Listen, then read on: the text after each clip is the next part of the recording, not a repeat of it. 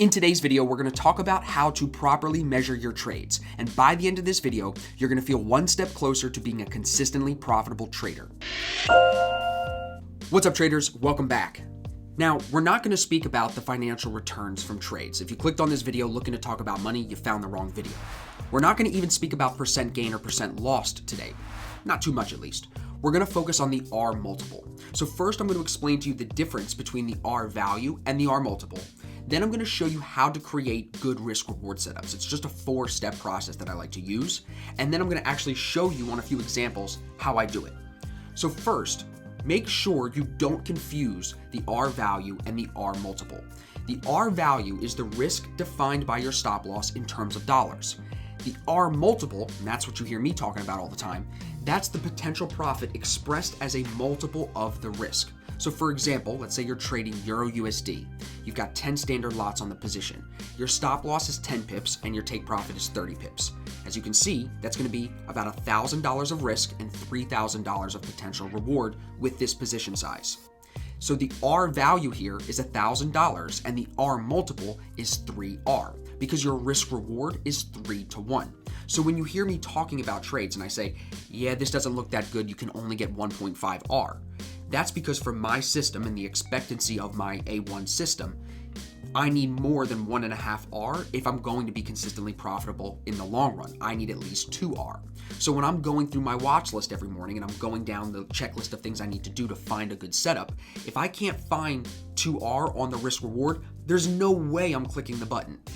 Now, before I explain the example that I have on the next chart, a recent trade I took, I want to make sure you get this 4-step process down really well. It's simple. As you go through to measure good risk reward, the first thing you want to do is check all the pairs for us as Forex traders, or if you're trading stocks, check your stocks, check all the pairs on your watch list and identify the most tradable market, the most probable market. For us as Forex traders, we're looking for trending markets. At least with my system, that's where we find way more success than going counter trend. So once I've identified that trending market, then I go into step 2 and step 3, which is identifying the stop loss or the R value in terms of dollars, right? And then identifying the take profit level, which then creates the risk reward setup and the R multiple. So now that I know the stop loss is going to be 7 pips and the take profit is going to be 38, I can create a risk reward ratio by dividing the two numbers. It's very easy. So on this setup, this is Euro AUD, we were long biased coming into the morning. We had our A1 breakout signal about 45 minutes before I actually took my entry. Where the green and red is marked is where I got in. My price was 1.60877. I didn't get in on the initial signal because I wanted to see the market build. This was on a Monday, coming back from the holidays after Christmas and the New Year, so I wanted to make sure the market actually had some give to it and could give me some movement. So I waited. I watched on the shorter time frames to see what it could do, and it actually gave me another entry signal. Now, the reason I took this entry signal was because the price was actually lower than the original breakout signal, which gave me a better risk reward setup. So by waiting, I was able to create a 9 pip stop, 10 pip stop, instead of a 12 or 13 pip stop. And those pips do count, at least for me as a day trader. So now I'm able to identify that this setup has a 10 pip stop. Knowing my system, and I just told you in this video that we're looking for at least 2R, that means I want to make sure I can get 20 pips of rise out of this pair if I'm going to take the position. When I went through the rest of my checklist, which has ADR on it, key levels from the previous week, EMAs, all those things that I've talked about before and we detail in the course, I was able to identify that this had potential for 40 pips of rise. So right there, that's 4R. You know that that's a setup that I'm going to be in. When it's in trend, a high probability setup, and it's got good risk reward, that's something that I want to be involved in. Now, if you take a look at the next picture here, you can see this went actually higher than where I had the 40 pip take profit set. So by identifying the stop loss and identifying the potential take profit, I was able to feel confident in taking this position because I knew that the math was behind me. I didn't have to worry about where the top was or where the bottom was. I just knew that I had good math behind me. I had space on my parameters to make this math possible, and that's what I saw to fruition. That's how trading a system works. And if you can find a profitable system and repeat that every single day, over the long period of time, you become a consistently profitable trader.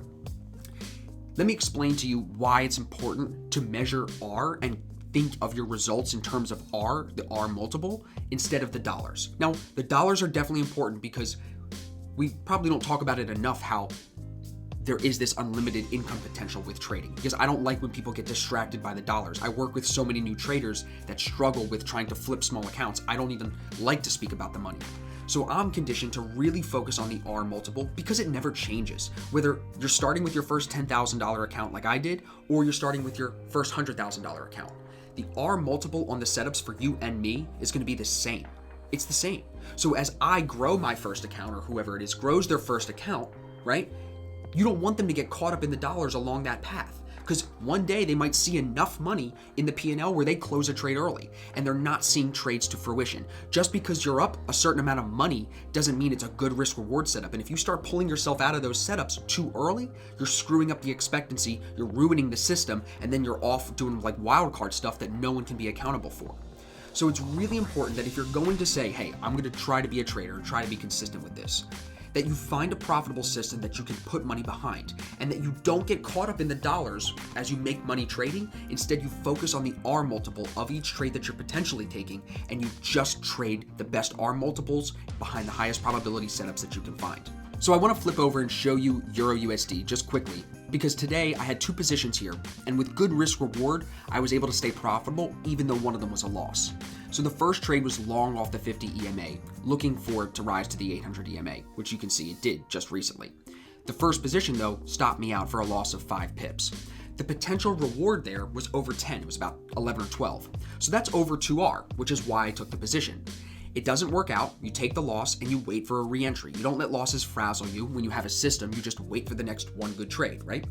It ends up presenting again here off the 200 EMA, so a little bit lower, with a 7 pip stop.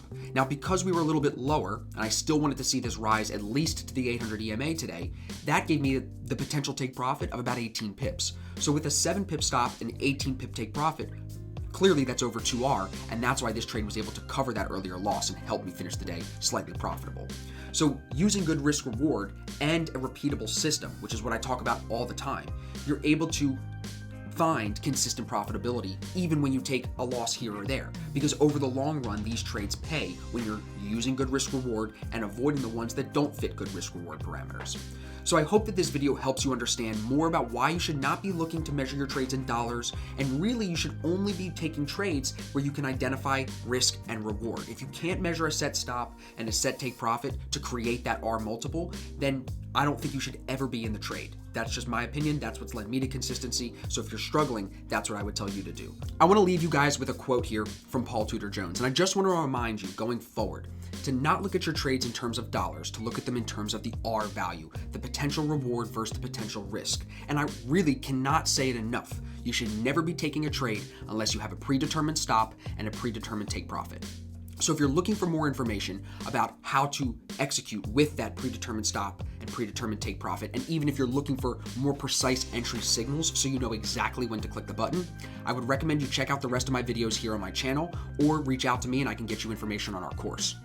I appreciate the time, everybody. If you have any questions about the video, if anything was unclear, please drop a comment down below. I'm more than happy to clarify and make another video answering any other questions that you guys have.